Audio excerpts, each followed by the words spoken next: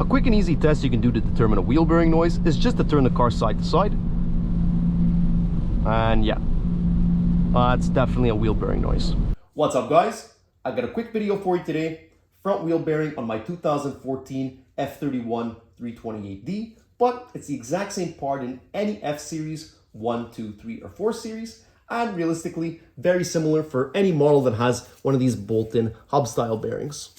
Since the wheel bearing noise gets louder when I turn left, it's always the opposite side of the car that has the problem. So that means that it's the right side wheel bearing that's going bad, because that's the side that gets loaded when you turn. If I was turning right, it would mean that it's the left wheel bearing. Now, this test isn't 100% accurate. You know, some wheel bearings, they'll only make noises under certain conditions, under certain speeds, maybe at certain temperatures. But like I said, it's a quick and easy test you can try.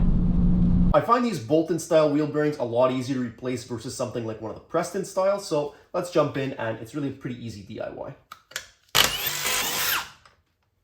I also don't want to hear any comments on how dirty these wheels are. It's the middle of winter and I have nowhere to wash the car. Now I'm going to remove the axle bolt. This is a 17mm Allen and it's torqued to 210 Newton meters plus an additional 90 degrees. So in other words, it's very, very tight. You either need a high torque impact wrench to take this off or just jam something in the brake rotor and use a breaker bar. That came off way easier than it was supposed to, so this has definitely been off before, and then they probably didn't replace this bolt like you're supposed to. And then what I like to do is actually just push it in and make sure the axle separates on the backside. So it moves, that means the axle is separated.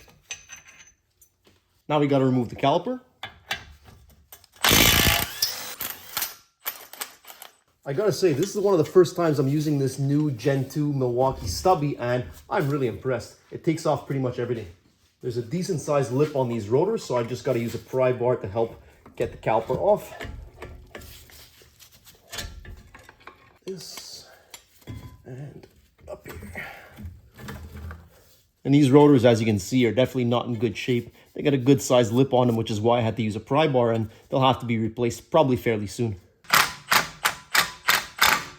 Oh my God. It's a miracle. I don't think I've ever had this happen. Not in Quebec, that's for sure.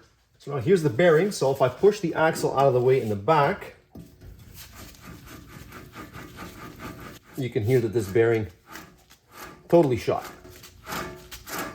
And now we've got 4 bolts that hold the wheel bearing in. And as you can see, these bolts, they come through a little bit out the other side. So there's going to be a lot of corrosion on this part of the threads. So what I'm going to do is first hit it with a wire brush to clean up any dirt or corrosion, then a little bit of penetrating oil just to give us a fighting chance at taking these off as easy as possible.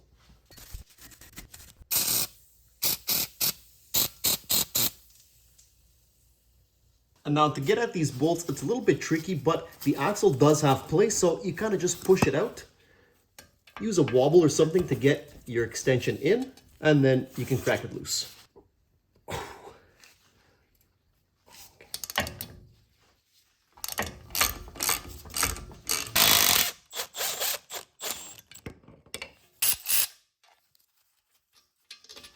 Okay, that's all 4. Now, here comes the fun part of the job. So once we've removed these 4 bolts, there's actually nothing holding that hub assembly into the knuckle, and so we should just be able to pull it out. But as you can see, this is not going to budge, and that's just due to the salt and corrosion that's built up in here. My favorite tool to use is a slide hammer, so let's see how hard this is to take off after 11 years of Quebec road salt. So you put the hub adapter on.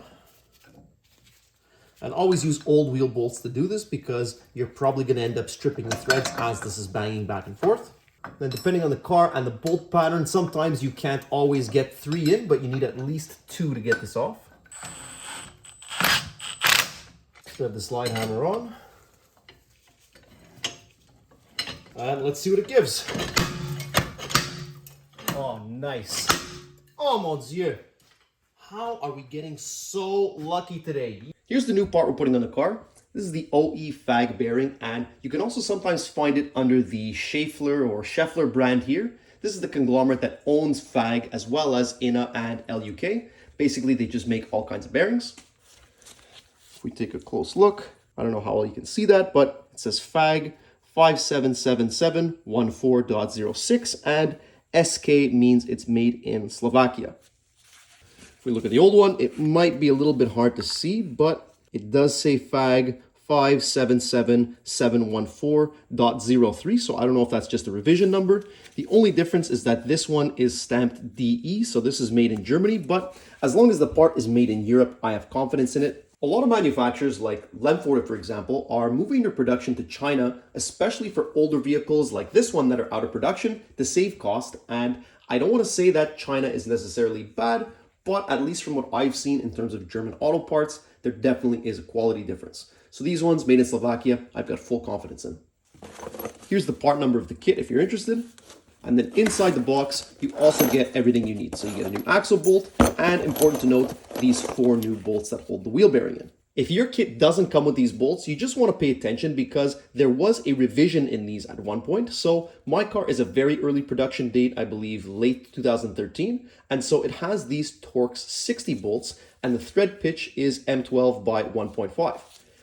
At some time in 2014, they changed these to a Torx Plus 60-bit, and the thread pitch changed as well. This is now M12 by 125. So you just want to be careful for that, and then if you really want to be sure, just grab one of the bolts and run it through the threads by hand, just to be sure that you're not going to strip anything out. What also really helps our case is that on the F series, the front knuckles are aluminum, so there's less corrosion buildup, but obviously, as you can see, less does not mean none. So before we put the new one in, we got to come in here, scrape out all of this old stuff so that the new one sits perfectly. I like to start with a screwdriver, get everything that's loose off, and then come in with some Scotch-Brite and clean it up. You want to get the front surface too.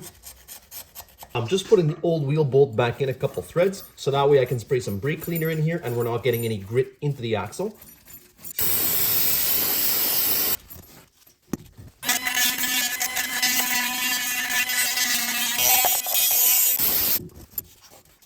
All right, well, now that that's clean, the service manual actually explicitly says don't put any grease or anti-seize or anything like that on here, but I always disregard that. I put a thin layer of grease anyway. That's just what I do. Do what you like. It's very important that there's absolutely no contamination on this front surface, because if the wheel bearing is tilted, that means the hub is going to be tilted. That means your wheel is going to be tilted, and that's how you get vibration. Now we can put in the bearing with the tab on the bottom. You can see with a new bearing and a clean hub, there's nothing that actually holds this in place. Now we'll put in the new bolts.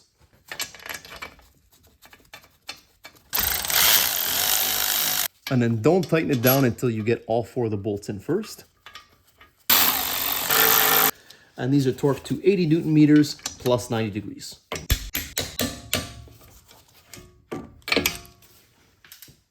Add these on the new hub. Now we can get the rotor back on.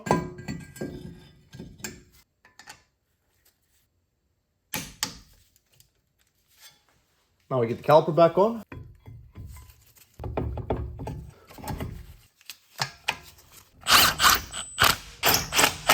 The caliper bracket bolts should be replaced, but I'm not replacing them in this case. They're torqued to 110 Newton meters. Brand new axle bolt.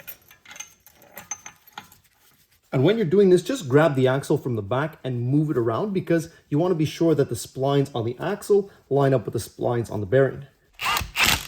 The way you're supposed to torque this down is with the second person inside the car, putting their foot on the brake. But since I don't have a second person, I'm just going to jam a pin in between the slots of the brake rotor and the caliper and torque it down like this.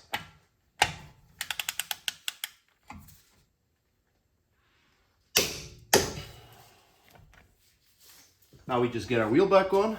Oh, jeez, these run flats are really heavy. And then just torque them down.